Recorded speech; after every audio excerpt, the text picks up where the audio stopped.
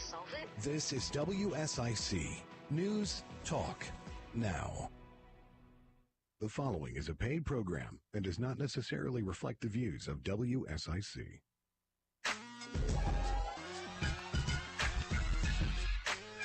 It's 11:06 on WSIC News Radio. You're listening to We're Just Saying with Senator Vicki Sawyer and David. If you'd like to be part of the show, 844-STUDIO-4. We are streaming live on the WSIC News app. Senator Sawyer coming in hot from Raleigh. Yes. Glad you made it. No traffic jams or anything. No. I was getting a little worried I was going to be riding solo up here for a little while. Well, you know what? We are going to say that you did all the show prep today. I did nothing except for drive from Raleigh. I had a meeting this morning and was excited to hear some advocates, especially some animal rights advocates. I loved listening to the story, but it just sucked up all of my time for show prep. So if this show isn't that great today, I am to blame. David is to blame. David is to blame 100% if the show is on the struggle I think bus it's going to today. be great, though, Well, because we kind of made some news this week. Well, yeah. I don't know if you heard. I heard little bits and pieces there. Of course, I guess that will be a subject of conversation. We will have the mayor of Mooresville, Carney, joining us in our second segment coming in. But obviously, with everything you had going on, right? Did you get a chance to watch what I think was probably an amazing rerun of SVU last night? Because there was nothing else on, anything like that. Was there anything else on last night? So we had a dinner last night to attend. So I didn't get to watch the debate, which I was so excited to do. But I did listen to the news coverage. And I'm going to tell you, I think the family text group that we have, my two daughters were watching, and their response is what I'm hearing from other people. Both of them said, I feel bad for President Biden. Yes. Like they had empathy for him. So David, give me your take. Well, I mean, I will be fair. I felt horrible. Look, here's the deal. I've never been a big fan of Joe Biden.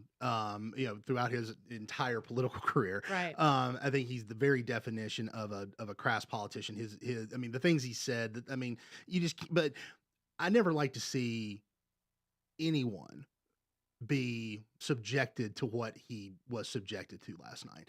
It was abundantly clear, no matter who you are, and by the reactions of many people who in the mainstream media last night who loved Joe Biden and despised Donald Trump with, a passion and fury that knows no bounds, even they had to say how awful it was and how bad he looked. And I'm sorry, my key takeaway from that last night, I had really two key takeaways last night.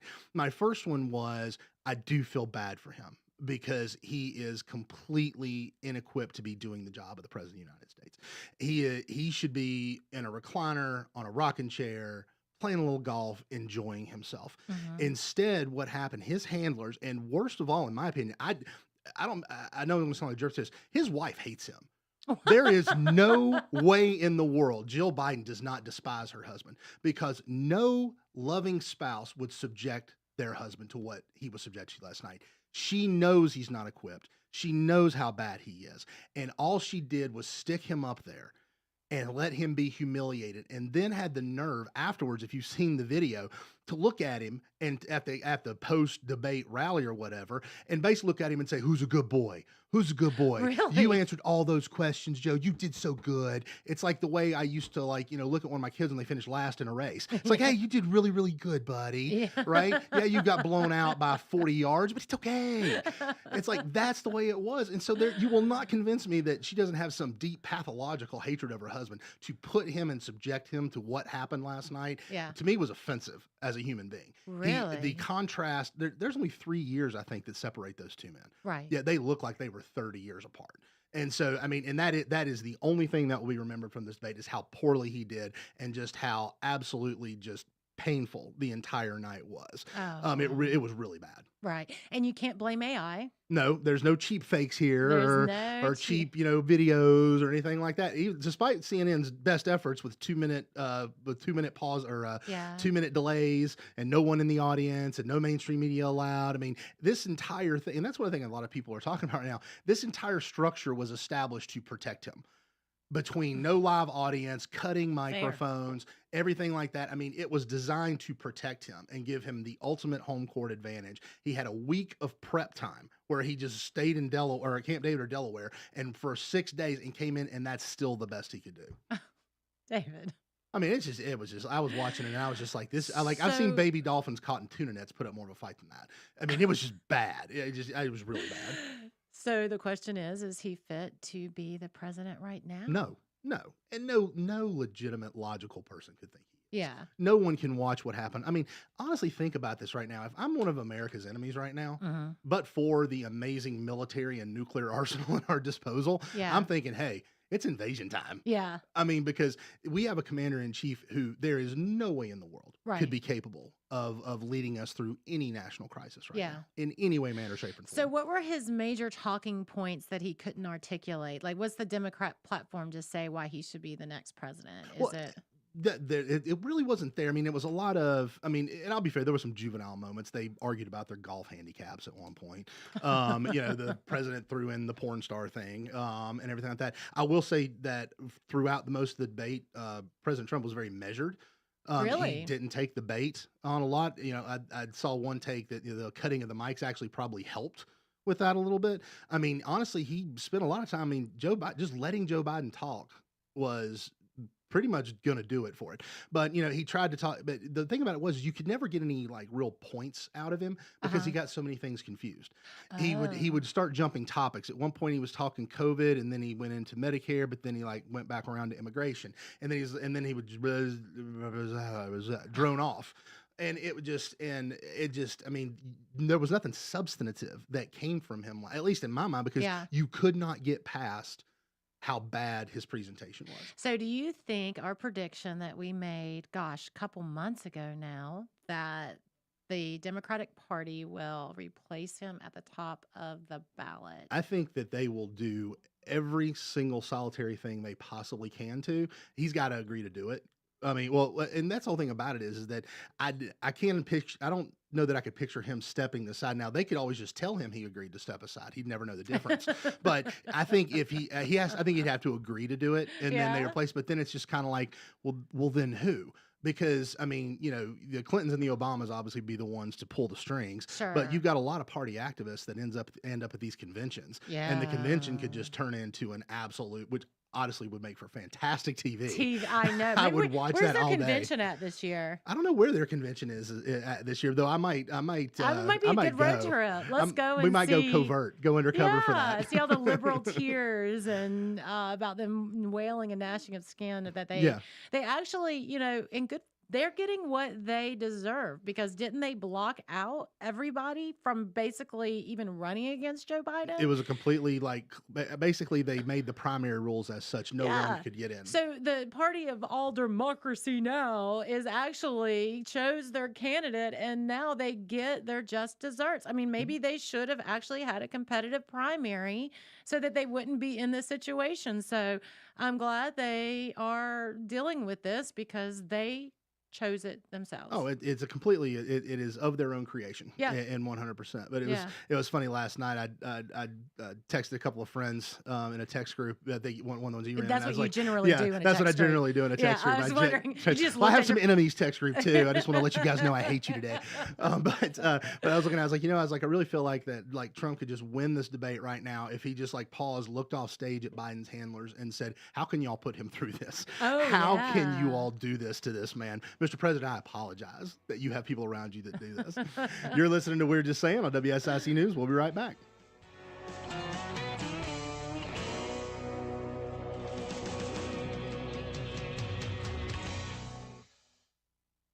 Stay with us. We'll have more of We're Just Saying with NC Senator Vicki Sawyer after this short break on 105.9, 100.7 WSIC.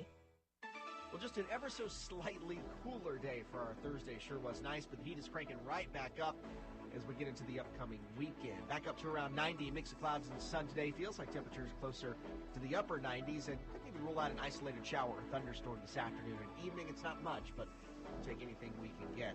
Heading into the weekend, temperatures climb back up into the 90s. Feels like temperatures around 100 or even higher through Sunday. That's your forecast from the WSIC Weather Center. I'm meteorologist Chase Myers. The WSIC app is available now wherever you get your apps, featuring local deals from great local businesses like Serenity Now Massage Therapy. Here is your WSIC community calendar. Langtree Live gets your weekend off to an early start on Thursday night. The Carolinas' premier Beatles tribute band Tangerine Trees covers many well-known songs and a few obscure ones. Event time is 6:30 p.m. with the concert beginning at 7. Bring your chairs to Langtree on Thursday, June 27th for Beatles tribute band Tangerine Trees. Birkdale's Live Under the Oaks concert series continues on Friday. The ultimate 90s experience from Gump Fiction begins at 6 p.m. Kick back and relax on the green in front of the stage at Birkdale Village in Huntersville for the free Gump Fiction show on Friday night. Downtown Statesville welcomes live music this weekend. On Friday, Wine Maestro showcases a performance by Danny Wicker at 7 p.m., while Delaney's Sports Bar presents Bryce Reese at 8 p.m. Visit Downtown Statesville Friday night for live music at Wine Maestro and Delaney's Sports Bar. The Kane Center for the Arts, Week 4 of summer camps begins Monday, July 8th. Morning and afternoon camps for ages 5 to 15 include ceramics, drawing, art, food, painting, and more. The fall performance season begins Saturday, September 7th with a show by comedian Tom Cotter. For more information on the just announced fall performance schedule and summer camp programs, visit canearts.org. That's CAIN arts.org. The Cookout Summer Shootout Series revs up summertime at Charlotte Motor Speedway. The 10-race series nights 5 and 6 are on Monday, July 1st and Tuesday, July 2nd. Visit charlottemotorspeedway.com for tickets, details, and information. To keep up with all the events happening around the community and much more, including amazing local deals, download the WSIC News app today. Now more We're Just Saying with North Carolina Senator Vicky Sawyer on 105.9, 100.7 WSIC.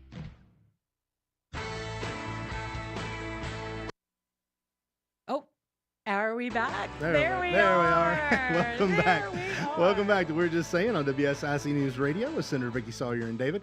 Like to be part of the show, 844-STUDIO-4. We are still streaming live on the WSIC News app.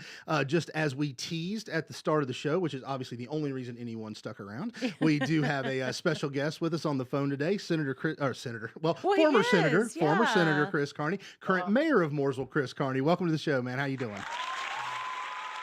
Hey guys. Hey, it's great to be with you guys. And thanks for that flashback to my old life. So I appreciate that. Yeah.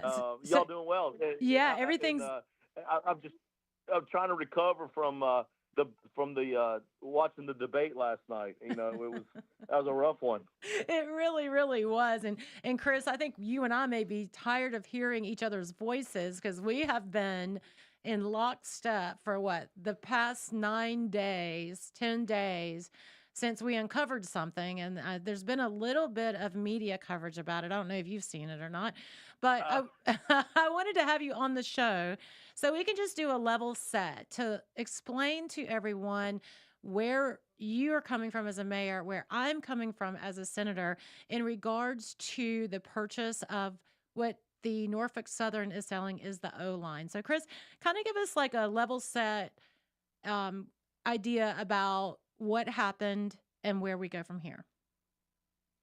Sure, and thanks for that. I think it's actually a great conversation to have because I think there's so many things that people are trying to add into the conversation that really aren't really where you and I were coming from. I think they're trying to decide if it means we're pro-train, anti-train, and realistically, that what you and I were trying to do was protect, the community that we live in, Mooresville and Iredell County, from not having a seat at the table, which was the direction that it was going in.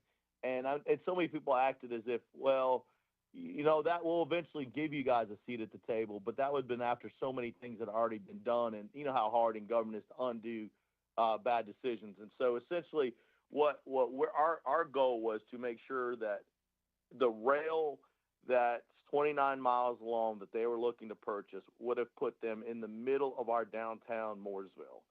And with that being said, Charlotte would have owned 5.5 miles of right of way through the middle of our town, and we would have been beholden to them to have to ask every time we had a rail crossing or anything else that we wanted to do. And as you know, even to the place where our depot sits on Norfolk Southern land that would have become the city of Charlotte. So you would have had you would have literally had the town of Mooresville writing a check to Charlotte every year just so that we can go ahead and have our depot. And I don't know that there's ever been a time when a town has had to write a check to a city 4 cities away for something that they've had for 100 and whatever years. And so it was really so many moving parts, and I can't thank you enough, Vicki. I don't think people realize how hard it is to get an amendment on the floor passed. I'm not sure I've ever seen it happen in my time, and I certainly know that probably dozens of them I watched fail that night, and you were the one that got the only one through. And it's because I think everybody in North Carolina, at least the Republicans, I would say, all appreciated the fact of where you were coming from and where we were coming from, and it's just that we needed to be protected moving forward. So I can't thank you enough, and I know the taxpayers of Mooresville can't thank you enough. Well, thank you for that. And let me go back for those of you maybe you haven't been following along. So the city of Charlotte had been having public hearings talking about the probability of their new red line purchase, which is, again, like Mayor Carney just said, from the downtown Charlotte to downtown Mooresville. Now, I'd been in cursory talks with the city of Charlotte, some of the folks from the Business Alliance, and the conversation had always been, well, this is just an historic opportunity to be able to purchase this line from Norfolk Southern. They had never come to the table before. This is 25 years in the making. Now is the time. And my directive to the folks that I represent in northern Mecklenburg County was, guys, you get happy with the city of Charlotte. Y'all work it out. This is going to be great. I will be your biggest cheerleader to help and support you in this endeavor. Right? That's always been my thing. You guys work it out locally, and I'll help you at the state level. At no time during those conversations, and I think the same for you, Chris, at no time during any of those conversations was it ever mentioned, not once, to me, that 29 miles includes 5.5 miles in Iredell County. Not once. So what happened is I had to find this out on my own with the help of our research team in Raleigh. And I pulled a purchase agreement and a draft deed because they did a federal filing for the surface board transportation in order to just do something that is normally done when these type of deals happen. At that time, I call you and Commissioner Qualls, and we just start working on it because you're right. I feel like intentionally left Iredell County and the town of Mooresville out of the conversations to be in a bully position. And that was something that just could not happen. And I'm still reeling from it was either sloppy or malicious, and neither one is good.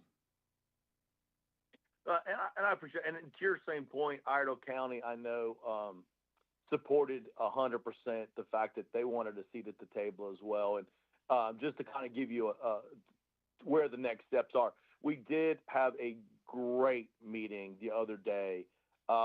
Councilman Drakes came up, and I'll tell you, truly a gentleman. I was very, for all the meetings that we've had that really nobody ever bothered to mention very much to us, he was a very forthright guy, and I appreciate that. I think a lot of that comes from the fact that you pressured everybody to have a conversation, and I think that makes a world of difference. So, for all the people say, "Oh no, we would have done it," I don't believe that. I believe it happened because of what the steps you took. And again, I cannot give enough thanks.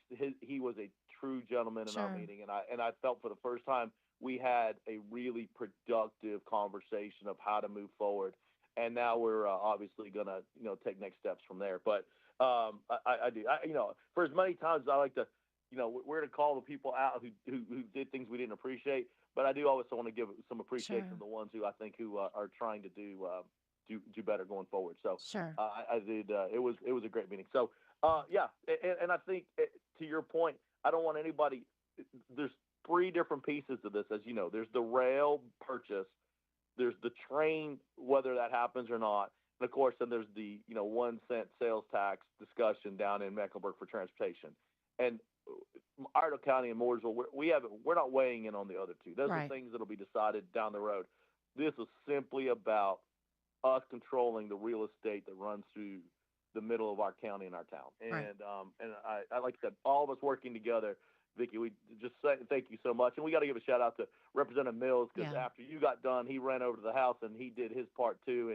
And now everybody has to have, you forced everybody to have to be at a table going forward. And that's really all we ever asked for, was to have a seat at the table. Well, and again, the problem, and I feel like this law is, I heard from folks, well, it's unnecessary for you to pass this law. Well, it would have not been necessary if Iredell County, which was directed by state law already, like it's already state law that one municipality cannot purchase real property outside of its jurisdiction without an interlocal agreement. And they very well knew that this line was coming into Iredell County and to the town of Mooresville, and they absolutely did not abide by that that law actually until we uncovered this. And the reason why it had to be now is, as you know, Chris, because you were up here this week, we are gavelled out, right? So nothing else is going to happen. So at the time I uncovered that contract, I had 5 legislative days to get something done. So it was the right time. It had to be done. And I'm so grateful that everybody's moving forward now after this hiccup, so that we can, protect Mooresville, Iredell County, and hopefully get the job done, moving in the future. Sure. And time was not on our side. And especially since I think the talk is that this deal would go forward in September. So ultimately the clock would have been run out and we would have been, kind of stuck and left out of a deal that would have been moving forward without us. So it was really, when you say 5 days, 5 days. It's amazing. I really I've never heard of anything happening that quickly in government. As you know, we are not famous for moving quickly, and you were able to get so much done in such a short time. But we're all in a much better place, and it's now let's see where we go from here. So now it's about how do we put the agreements together. But I hopefully the communities that are in the northern part of the lake realize we didn't want to have to be in the position, and we certainly didn't want to. We weren't trying to be obstructionists. It is up to as the mayor of Mooresville, it's my job to protect my community, and as our senator, it was your job to protect your district, and I think that's where hopefully people realize going forward. They forced us in that position. Right. We didn't choose to be in that position. They forced us in that position.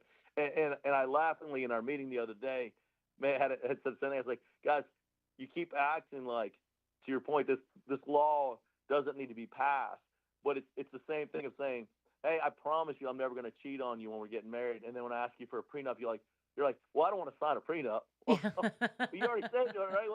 If it doesn't change anything, what's the matter, right?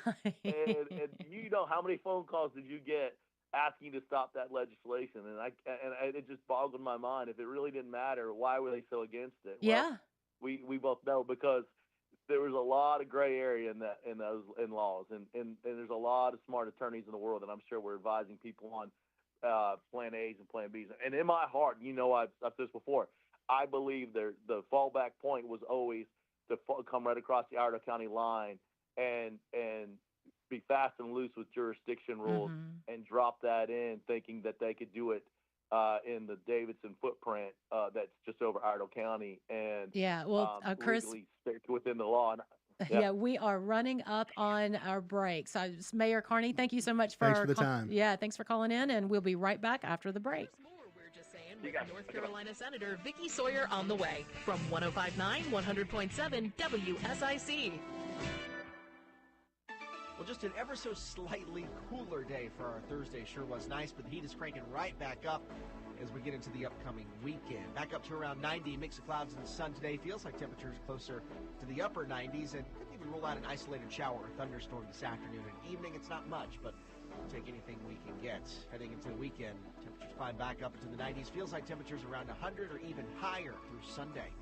That's your forecast from the WSIC Weather Center. I'm meteorologist Chase Myers. Temperatures are heating up, but the prices are cooling down at Randy Marion Ford Lincoln here in Statesville. How about this? Over $8,000 off F-150s. That's the XLT trim, that's the Lariat trim, that's the Platinum trim, that's the Limited trim. You name it, Randy Marion Ford. We got it right here in Statesville at a big discount on F-150s. Again, over $8,000 off. Come see us today, I-77, exit 49B. Getting quality employees to fill positions in your company is essential, but finding those people can be a major hassle, unless you use ZipRecruiter. ZipRecruiter makes finding quality people a breeze. And right now you can try it for free at ZipRecruiter.com/free. With ZipRecruiter, one click sends your job to hundreds of top job sites. But more than that, ZipRecruiter's advanced technology identifies the candidates with the skills you need, sends you a list of great matches to review, then actively invites them to apply for your job. And the results speak for themselves. 4 out of 5 employers who post on ZipRecruiter get a quality candidate within the first day.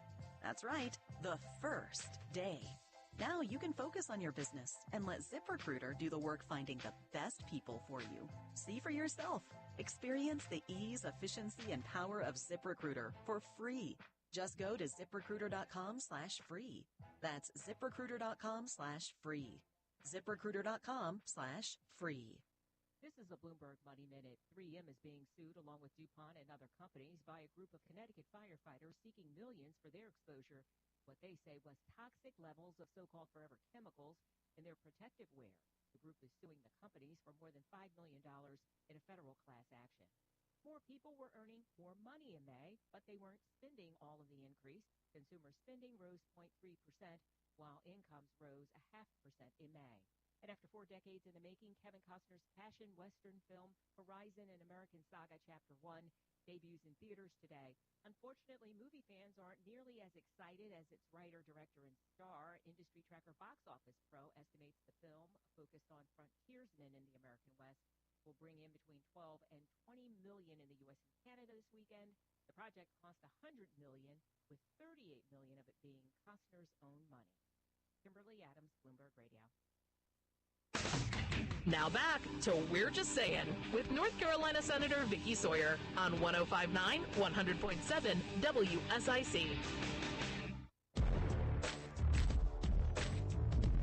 Welcome back to We're Just Saying on WSIC News Radio with Senator Vicky Sawyer and David. Like to be part of the show, 844-STUDIO-4. We are streaming live on the WSIC News app. Like to thank again Mayor Chris Carney from the town of Mooresville for joining us in the last segment. So, to clean up sort of on the last segment. So yes, sir. Now, based off where we're at right now, what's like the next milestone? Like people who are following this and things like this, like what's next in order to, the next, I guess, milestone or event, what have you? What's coming up on this? Yeah, so from my understanding, me and the city of Charlotte should sit down and will sit down with Iredell County and the town of Mooresville to figure things out about, like Mayor Carney had said, is what is it going to look like, and how do you get easement or ingress or egress or whatever utilities, whatever it is that they used to have to go through Norfolk Southern with, then they would go to the city of Charlotte, because the fear is that if it was intentional to leave Iredell County and the town of Mooresville out of the negotiations,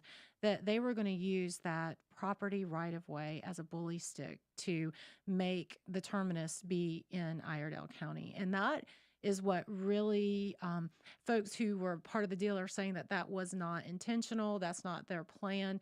But the more I uncover and the more that I hear from people, I believe it was. And so putting that personality, my personality aside, I am very hopeful that they will be able to get things done. I've been public in saying that I am supportive of the red line. I will also be public and say that I still think it's 18th century technology for a 22nd century problem. I don't see that this red line will be even built for another 10 to 15 years. That's what engineers are telling me. So we need help now, but we can't make, perfection the enemy of progress. And so I do want to see the deal come together. I'm grateful that Norfolk Southern is at the table. That's something that has not happened in a long, long time, maybe even in the history of the rail line, especially with this O line that they have. So I'm grateful that people are moving forward, and hopefully they get the deal done. What's the timeline with I guess with the So deal with Norfolk? So I keep hearing September. yeah, so in my quest to figure out what was going on, I had Fiscal Research find any publicly available documents about the deal. Because remember, I had kept on asking, what are you actually buying? Does Norfolk Southern still own the land, and then the city is buying an easement, or what are you buying? And to that question, I never got an answer. So I got tired of asking, and thank you to Commissioner Qualls, she and I were working on this stuff together. And so I went into, research mode, and this is what we found. We found a filing that, like we had said before, and it has the purchase agreement, redacted in some areas, of course, and also the draft deed. And so the city of Charlotte is owning all of that stuff, right? And that's a great asset for them. I'm glad that they're able to do that. But having to find it out on my own with 5 legislative days left is something that is a lesson in politics I will take to my grave. And it was something that Ronald Reagan taught us a long time ago. Trust, but verify. But verify. And that is so key. And it's interesting because I think a lot of people, and I didn't until I got into the world of development and things like that, didn't appreciate just how far back railroad rights and go. I mean, the railroads have had, almost perpetual rights since the 1800s. And I mean, since railroads were first built, and they owned the land underneath and up in the air. I mean, it is baked into federal law, statutory law, state laws, and everything like that, to the point where, there's a time where, like, even your congressman might not get a call back from a railroad company because they're baked. And court case after court case has upheld their rights. Now, the good thing is I think obviously the railroad, not just Norfolk Southern, because these are rail companies all across the country. Mm-hmm. I think a lot of them are starting to see the writing on the wall in the nature of transit, and and are finally starting to adjust a little bit, become more malleable with working together. But they are a business at the end of the day, sure. And I get it. But it's just it is so difficult sometimes to understand the laws and everything like that undergirds. If you're ever like nerding out and want to go on a GIS or something, go up to Troutman and look at like Highway 21 where a railroad used to be, and you'll see all these plots of land that own to the center line of the street because the railroad used to be there. And then you'll have some instances where you'll have a property on the east side of the road that owns just a small sliver on the west side. And that's because when the railroad went through there and everything like that, when they pulled the tracks up, they got back their original sort of surveying, and then the road cut. So there's people literally that will own just a sliver of land across the street from them that separates the next piece of land from the road. So then you get to go negotiate easements on that. Sometimes people are willing, sometimes they're not. No, but it really is. I mean, dealing with railroads is an extraordinarily difficult deal. And obviously we're talking about hundreds upon hundreds of millions of dollars of a project. Like you said, decades into the future. So it's going to be interesting to see how this pans out, and sort of what happens going forward. Yeah, it will be. And I'm excited to actually finally have a seat at the table, since that wasn't the case before. See, I think we should just explore like those buckets they have at Disney World, like the Skyways. God. Just do that. They've had one of those in Chicago if they could do it at Disney, we can't do it here. I mean, just like a nice little bucket line that goes through a station. I got to think that's easier than building a rail. Come on. Yeah, I know. And I saw an estimate. So I think there is a project in Maryland that's happening right now, and the cost to complete that rail is like a couple $100 million per mile. Couple $100 million per mile. Per mile. It's bargain. Per mile. Per mile. That's my bucket system would not cost that much. There's no way my bucket system would cost that much. I know. I do think that there are alternatives that we need to look at, but owning that corridor is absolutely key to each and every one of them. So I'm looking forward to the, moving forward and having some good stuff happen, and see where the legislation goes from here. So from a actually, obviously, in the Senate, we read this week that you all that the Senate and the House have agreed on an adjournment. Yeah. resolution. Yay. So what? So I Yay. guess are you officially adjourned at this point? Maybe come back periodically over the next few months, but really, when will you be back in talking about like things sort of full bore? Yeah, so that'll be January of next year with the new General Assembly. Okay. We have adjourned. That means no. So for those of you who pay attention to state politics, you are probably very happy because we can't mess you up anymore. I've always heard that when we come back to Raleigh that some local electeds always are nervous because they don't know what we're going to do to them next.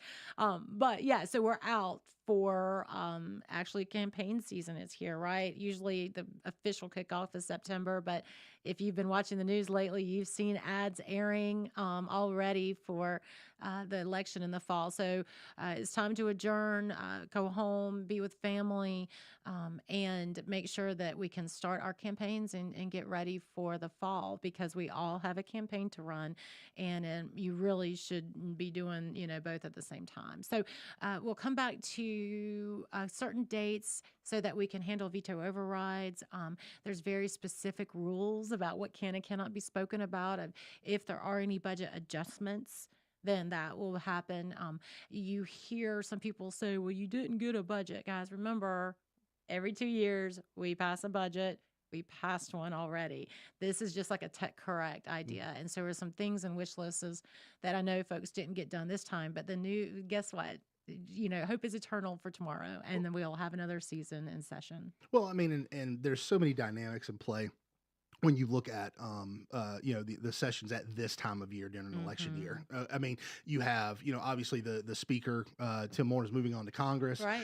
You have new legislators that are going to come in. You have new leadership that's going to come in. And so, and you've got a leadership that maybe, and this is not just true of, it's just true anywhere. Right. You'll have a leadership that's moving on into something else, but still has a few things they want to get done. But you got a new leadership that's coming in that says, well, I've got things I want to get done. Yeah. And then even though you're all, same party trying to push in the same direction, those competing priorities, can sometimes get in the way, makes it difficult. People want to spend a little more money than other people want to spend a little more money. They got a little more projects here. So it makes, and then I have to think there's sometimes just a sense, it's like, you know what?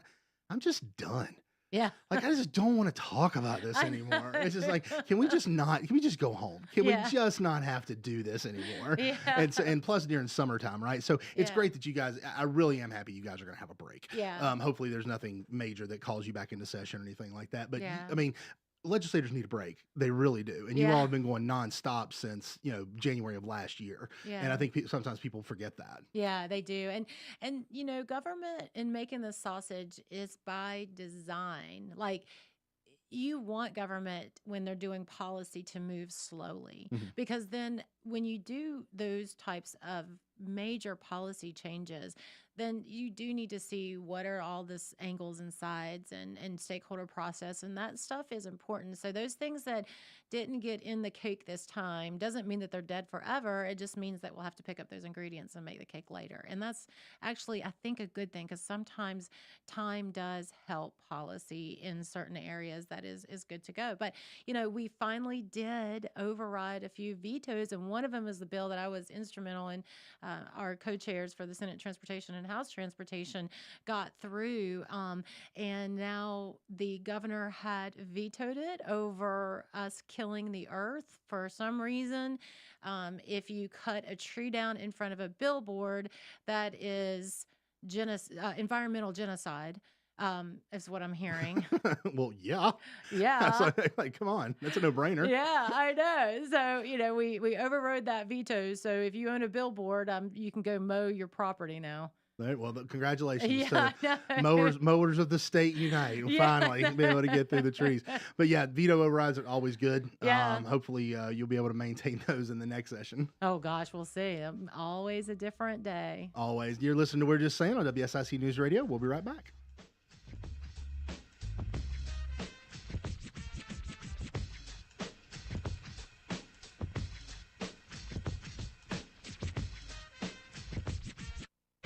There's more We're Just Saying with North Carolina Senator Vicky Sawyer on the way from 105.9, 100.7 WSIC.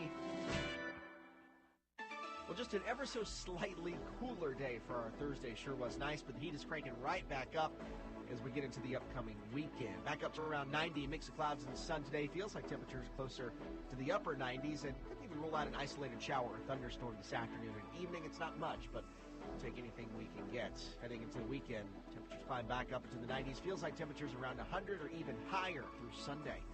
That's your forecast from the WSIC Weather Center. I'm meteorologist Chase Myers. Here is your WSIC community calendar. Langtree Live gets your weekend off to an early start on Thursday night. The Carolinas' premier Beatles tribute band Tangerine Trees covers many well-known songs and a few obscure ones. Event time is 6:30 p.m. with the concert beginning at 7. Bring your chairs to Langtree on Thursday, June 27th for Beatles tribute band Tangerine Trees. Birkdale's Live Under the Oaks concert series continues on Friday. The ultimate 90s experience from Gump Fiction begins at 6 p.m. Kick back and relax on the green in front of the stage at Birkdale Village in Huntersville for the free Gump Fiction show on Friday night. Downtown Statesville welcomes live music this weekend. On Friday, Wine Maestro showcases a performance by Danny Wicker at 7 p.m., while Delaney's Sports Bar presents Bryce Reese at 8 p.m. Visit downtown Statesville Friday night for live music at Wine Maestro and Delaney's Sports Bar. The Kane Center for the Arts Week 4 of summer camps begins Monday, July 8th. Morning and afternoon camps for ages 5 to 15 include ceramics, drawing, art, food, painting, and more. The fall performance season begins Saturday, September 7th with a show by comedian Tom Cotter. For more information on the just announced fall performance schedule and summer camp programs, visit canearts.org. That's CAIN arts.org. The Cookout Summer Shootout Series revs up summertime at Charlotte Motor Speedway. The 10-race series nights 5 and 6 are on Monday, July 1st and Tuesday, July 2nd. Visit charlottemotorspeedway.com for tickets, details, and information. To keep up with all the events happening around the community and much more, including amazing local deals, download the WSIC News app today. Call now to speak with NC Senator Vicky Sawyer at 844-STUDIO-4. It's We're Just Saying on 105.9, 100.7 WSIC. Welcome back to We're Just Saying on WSIC News Radio. Senator Vicky Sawyer and David. Like to be part of our show, 844-STUDIO-4. We are still streaming live on the WSIC News app. So obviously prior to adjournment, the Senate actually got a couple of things done, but something that sort of got done again. The Senate did pass a bill around medical marijuana. So like why, obviously with a lot of stuff being put on hold and everything like that, what was the impetus to go ahead and get that done now before you all adjourn? Well, so again, it's not law. We have sent this same bill over to the House for 2 sessions now in every vehicle and form because we have a very passionate advocate to legalize marijuana for medicinal purposes for very specific reasons. In the state of North Carolina, Senator Bill Rabin, who's our rules chairman, has said that he will get this passed. And talking about how government sometimes takes a long time, and this has absolutely been a long time. He's been trying to get it done for years and years and years. As a cancer survivor who was giving only, I think, less than a year to live, he actually said he broke the law and went out because his doctor told him the only way that he could get through chemo, the amount that he was given, the marijuana would help him with his sickness, and it did. And he has a very personal story about that. We hear from veterans all the time about how they get this laundry list of opioids prescribed to them for things like PTSD, and they get addicted, and suicide rate is high, but they've been able to use medicinal marijuana, and it's actually helped out. So it's just doesn't mean you have to smoke it. It's just another tool in the therapist's and recovery doctor's toolbox in order to get it. So most of the people think that it's a gateway and all this other stuff, but guess what? The federal government is considering in August to go ahead and change the scheduling of marijuana to allow for it to be prescribed. And if North Carolina doesn't act, then we will be beholden to the federal government as to what is lawful and legal. And then it's over. Yeah. Right? I Yeah. mean, it's over. So we have these naysayers who are, clutching their pearls, all about this being a terrible idea. And I just am looking at them like every time we pass a law concerning alcohol, the ABC, right? That is like the hardest law to pass because there's always these people who don't nothing to do with alcohol. They're always going to vote against it, won't even open their eyes to it. And that's them. They can do what they want to.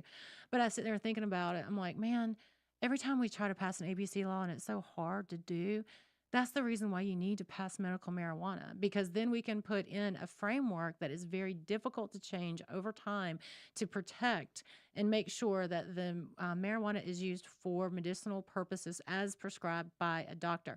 You can walk around downtown Raleigh right now and you would think that marijuana is legal because you can smell the it same everywhere. in Charlotte. Go to a Panther game. Yeah, yeah. No, go to a Panther game and walk through, Yeah. and you will smell it walking. People are enjoying themselves very much. We actually do have a caller here just before the end of the show. Chip is joining us. Hi, Chip. Welcome to We're Just Saying. You're on with Senator Sawyer.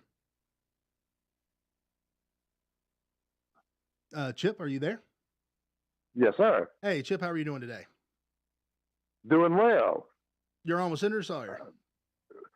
Senator Sawyer, listen, I have a couple of vehicles that I finally got paid off, and I only have the minimum liability on them. Uh-huh. And I've been hearing that the state of North Carolina, as of the first of the year, is going to raise that to $100,000 from where it presently is. I've asked several people, and they've gotten real kind of shaky about their response. But I knew that you would know the facts. Yes, sir. Okay. Do you know anything about that? Yes, sir. I do. And I'm glad that you asked. So currently, by state law, the minimum liability limits is $30,000 per person for bodily injury and $60,000 per accident. That's the minimum. Exactly. And yes, sir. And then, so now those rates, that amount is going to be raised from $30,000 per person to $50,000 per person to $100,000 per accident. So if you have more than one person in the car, you have 5 people in the car, the maximum that they can pay out is up to $100,000. A lot of that is just in response to inflation and the cost of, people and repairing people and also their cars. And so the minimum liability limits weren't adequate to cover most claims. And that's what they did, is by increasing those limits. Senator Sawyer, Sir. I know none of us are that good with math in our heads, but could you give me some idea of what that should do? I'm not going to hold you to anything. No, please don't. What that should do? Well, no, I wouldn't do that. I would not do that. But what that percentage-wise would do to the insurance that we've got now. We've got Yes, the sir. minimum now, Yes, and sir. then we go to the new insurance as of January. Yes, sir. What percentage-wise, what can we look to I as an don't, increase?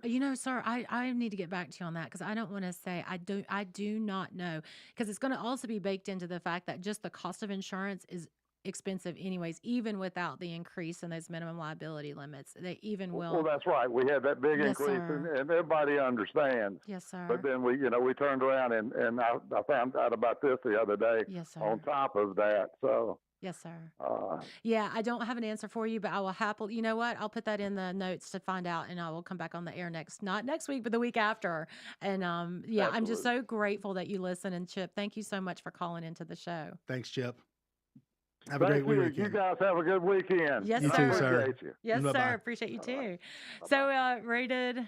Oh yeah, Rated X. We got to get the Rated X in So here. I got a lot of compliments on our Rated X last week. Well, we had some solid gold come in for the one last week. I know, but we got some honorable mentions this week, but not as fiery, I don't think, as last week. But Definitely not as fiery, but a frequent citation, if you will, in our Rated X segment. So Yeah. so obviously, as we were talking about earlier today, you all did override some vetoes. vetoes. Yeah. Of course, you went out to Twitter to keep your constituents informed that you had overridden 3 more vetoes against the governor around transportation, around the masks, and I think there was one other one in there. Yeah. But of course, your girl Beatrice, who just what's loves old Beatrice you. saying? So you said, "Hey, we overrode another vetoes." You listed them out, and then you got from B a sore winter behavior. You're such a jerk. You're a jerk face. I'm a jerk. How you won? You don't have to tell people about it. That I won. Exactly. You guys won. You overrode his veto again. Why do you have to tell people about it? Jerk face. Jerk face. Oh, hey, another one. It's me from the dark. It's me, the Dark Ages.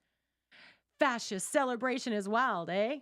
Fascist celebration. Fascist. Well, I did hear a it. rumor after. I did hear a rumor that you all throw veto override parties, and in general, there's a lot of brown shirts and things like that that are there because you guys are obviously you love your fascist celebrations, right?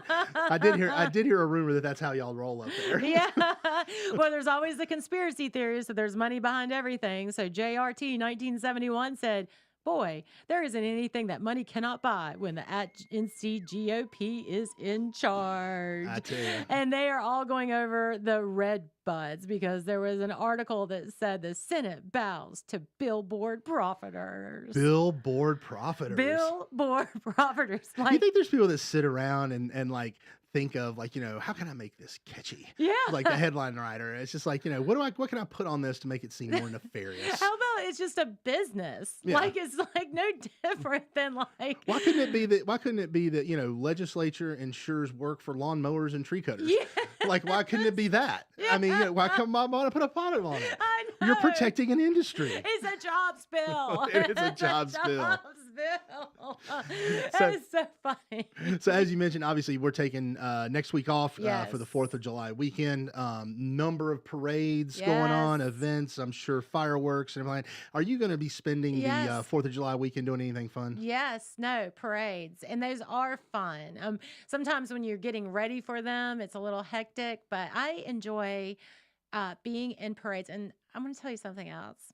I don't ever ride in parades. You just always walk. Last year, it almost killed me at July 4th in Troutman. It is very, very, very hot, and I was almost overheated. But no, thankfully, my husband will usually drive and have the car. But I like actually seeing people and handing out candy because you can't throw candy. You cannot throw But candy. it is, if it's like it was last year, I may have to break my trend because that was rough. Yeah. Well, what you need? I don't know if you've ever seen them. Have you ever seen the umbrella hats? No. You need an umbrella hat. You need a Senator Sawyer umbrella hat. And basically, you would be amazed. Like from a practical cooling standpoint, they are remarkably efficient. I don't know that my vanity will allow for such. Oh, come on. You can pull it off. Oh, It's 4th of July. It's fun. America, come on. Do it for the flag. Do it for the flag. If you loved your country, Senator Sawyer. Umbrella hat. Umbrella hat. Seriously? Look, I am telling you right now, try it. It will change your life if you're going to walk in that parade. I have to. It's just a thing. I just have a thing against riding in a parade. See, well, then you know Because I what? Then think you it's have- like, Well, what's better, wearing an umbrella hat or passing out in the middle of Main Street Troutman? well, I'd probably get some good press if I passed out. Well, your the rated X would be excellent. Can you imagine some of the things that people would say? Yeah, I know. Your conscience finally caught up to you and you passed out to it. Yeah, you tree killer. Exactly, tree killer, genocider. Genocider. I'm telling you, the umbrella hat's the way to go. No. I just can't do it. I just can't do it. No, well, But, fine, be that way. David, have a happy July 4th week. Happy July 4th week to you as well. We'll be back in a couple weeks with more We're Just Saying. Yes, yeah. Thanks for joining us. Everybody have a great weekend.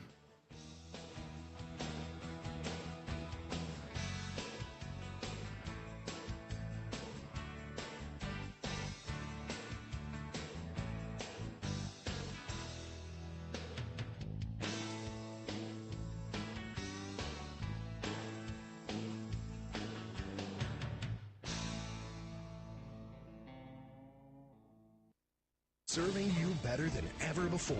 1059 100.7 WSIC, Statesville, Mooresville, North Charlotte.